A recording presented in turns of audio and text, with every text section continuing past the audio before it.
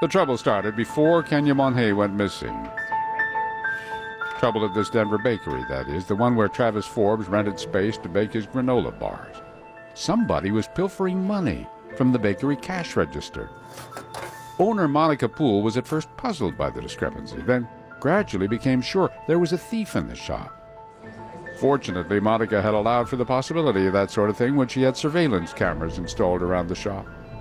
So, by now a couple of days after Kenya disappeared, she went to check the tape to see if that would tell her who took the cash. But for some strange reason, the recorder was unplugged. I plugged it back in and I wound it back to the place to see who had unplugged it. It was Travis Forbes, turning off the system. So Monica rewound the tape a little farther, but if she expected to see Travis stealing, she got a surprise. It looked like he had been scrubbing. So as he's coming into the office with these gloves on his hand, now they're not just like little gloves like you wear when you're handling food. They're cleaning gloves, rubber, latex, you know, the kind that yellow, go all the way up to your elbows. I thought, what in the world's he wearing those for? Monica stopped the tape and called the cops, who took a good look at the whole security system and found this intriguing scene of Travis, this time with his granola bar cooler. He actually unloads the cooler, puts it on a little cart, and it's taped shut with black duct tape, and puts it into the freezer in the bakery. And there's employees walking around. Detective Gourlay consulted Monica. The police asked me, did he store the cooler in the freezer? And I said, no. He never puts it in the freezer. It has granola bars in it. They don't need to be frozen, so that just seemed really strange. All that, the cleaning, the cooler moving, happened 2 nights after Kenya went missing. So Detective Gourlay checked with several of the bakery's employees to see what else Travis was up to that evening. He burns some stuff in a barrel. We found that barrel down the alley at the other end of the parking lot. And Monica Poole told one of the detectives, hey, that's my grease barrel. What's it doing down there? Travis claimed he was using it to burn some moldy marijuana. The barrel was sent to the crime lab. Well, we ran that for DNA. We ran that for fingerprints. But nothing turned up. If there were any clues in that barrel, they had been burned. Travis Forbes, despite all his suspicious behavior and his strange story, was still just a person of interest. People do weird things in their normal life. How do we know that he's just not a weird guy?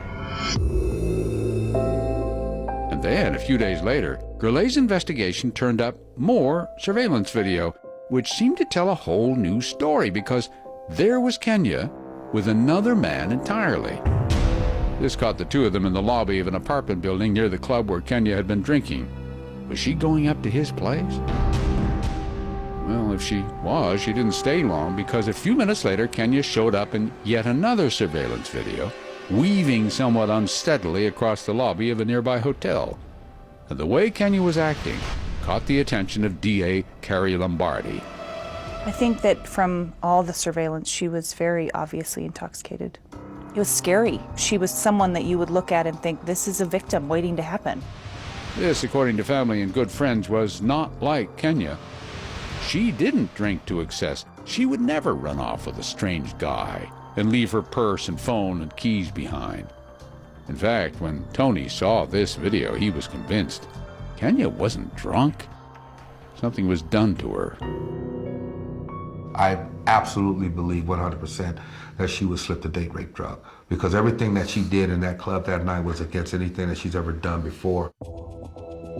Gourlay tracked down the young man from the apartment lobby, and he admitted dancing with Kenya at the club and showing her his loft, but she left right away, he said. The video confirmed it. He was cleared. So that left only 2 possible suspects: the mysterious man at the gas station and Travis Forbes. I did not. And apparently Travis was feeling the heat. Man. So out of the blue, he decided to go public. You know, the truth is all we have. he went on camera with a Denver TV station. At this point, I mean, it's been 2 weeks. Nobody's heard from her. There's been no trace of her. Like, it's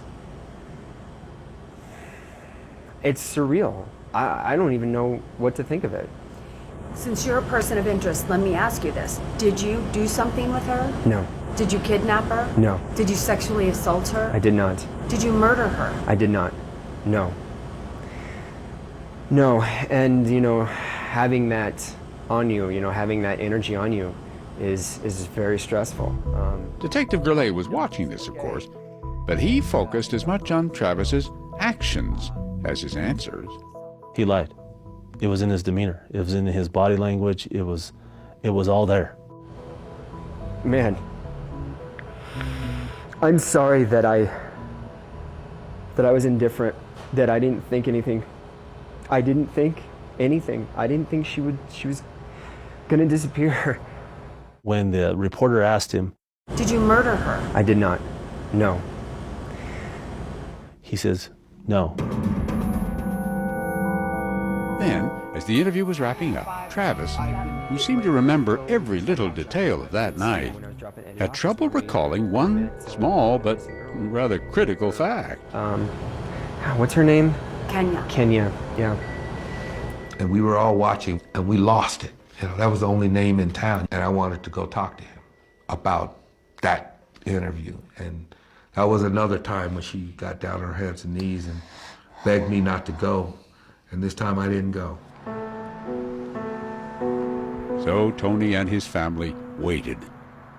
Let the investigation run its course, hoping, praying that Kenya would walk in the front door safe and sound.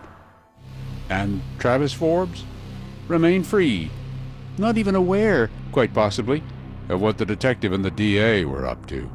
We had a lot of conversations and we did a lot of warrants. We're pouring through phone records, and they continued to interview people constantly, and we just were waiting for the one thing, something we could arrest him with. But even if they could arrest Travis, first they had to find him. Because not long after that TV interview, Travis Forbes disappeared. Coming up, Travis gone. I put out a teletype saying, you find any bodies, give me a call. And then another surprise. My lieutenant said, grab your search warrant for his DNA. So I hop a plane that night. When Deadly Connection continues.